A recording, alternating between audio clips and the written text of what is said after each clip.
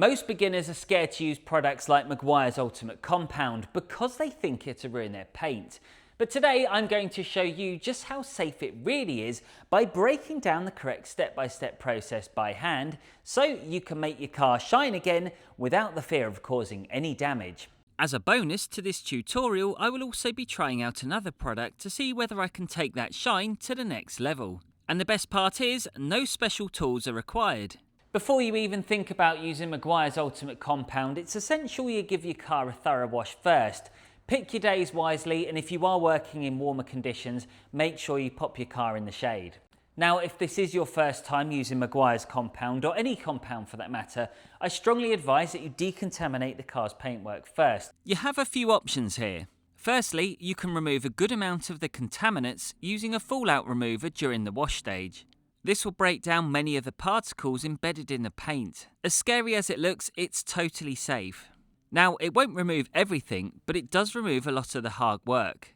And for those of you who don't want to achieve crazy levels of perfection, this would probably be good enough. However, if you really wanted the best results, then I would advise you use something like a clay bar. In fact, in the last video, I showed you how to clay bar your car safely, and we looked at other options if you didn't want to use one.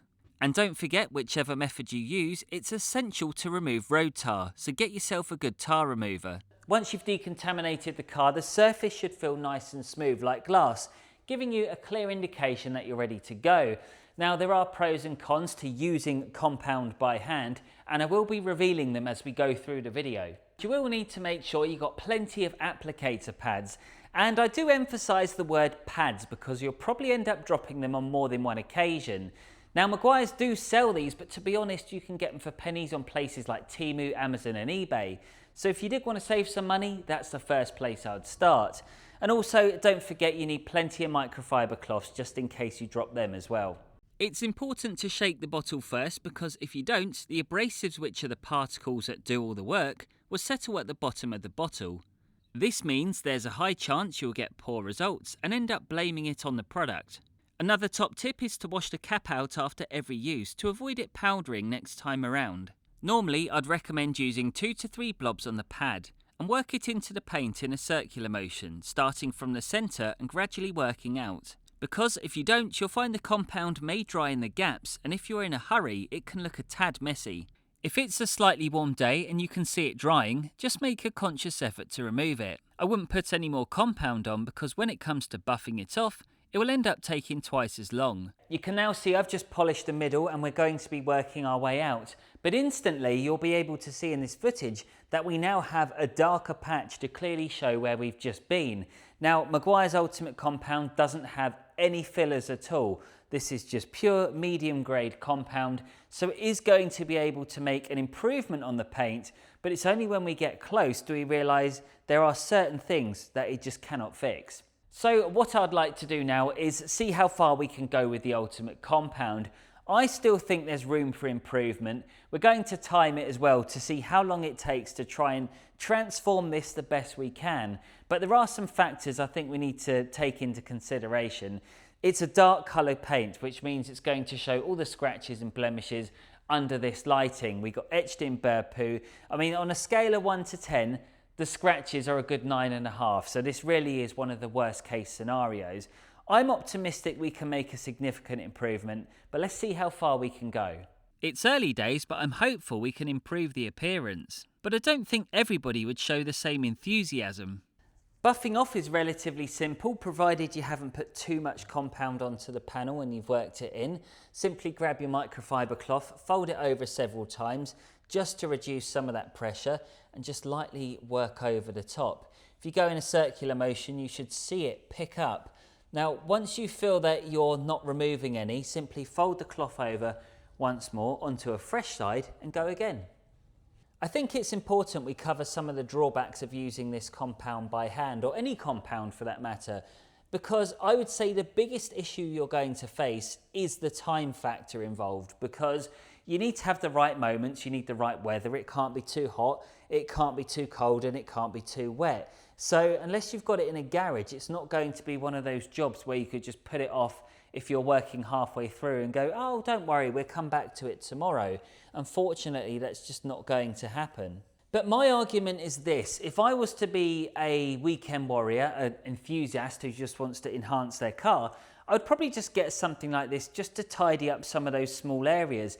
I wouldn't be buying it with the ambition of going, right, we're going to do the whole car in one day, because I just don't think that's going to be attainable for most of you. But that's not me, because I wanted to see how far we can go by hand. Let's try again with a few more passes. I'm also timing myself to see how long it takes to polish half the bonnet.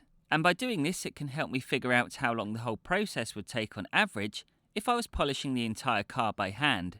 It's taken me about 4.5 minutes to work on this half of the bonnet. The thing is, I would say it would take even longer than 10 minutes if you wanted to do the whole thing.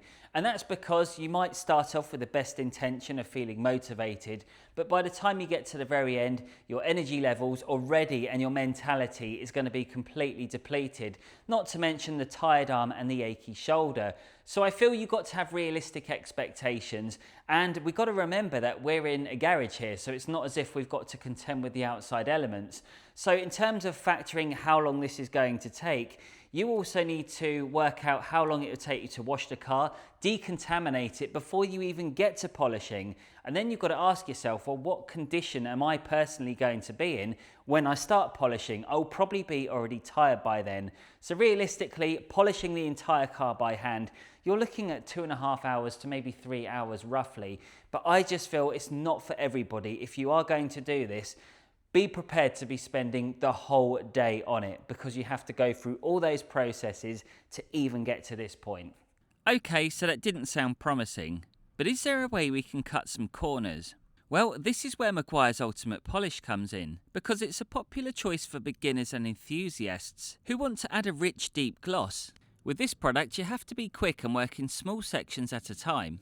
Meguiar's recommend you don't go further than 60 by 60 per pass, because you don't want it drying out. In the past, I've used this on many cars and it's always come up wonderfully. But on this occasion, the challenge laid out by the sub was living proof that the term scratch removal means nothing unless you have the correct tools for the job. I'm not trying to put you off by any means, but I think it's important that you understand what's really required if you wanted to get that wonderful finish on your car. But let's not forget, the paintwork condition on this is as bad as it's possibly going to get. I think it's very rare you're going to encounter anything worse than this. So a positive you can take from this is, if your paintwork isn't as bad as what we've got here, I think you can easily shave some of that time down. If you really are thinking about polishing your car by hand, there is one important step you cannot afford to miss, and thankfully I've made a dedicated video right here.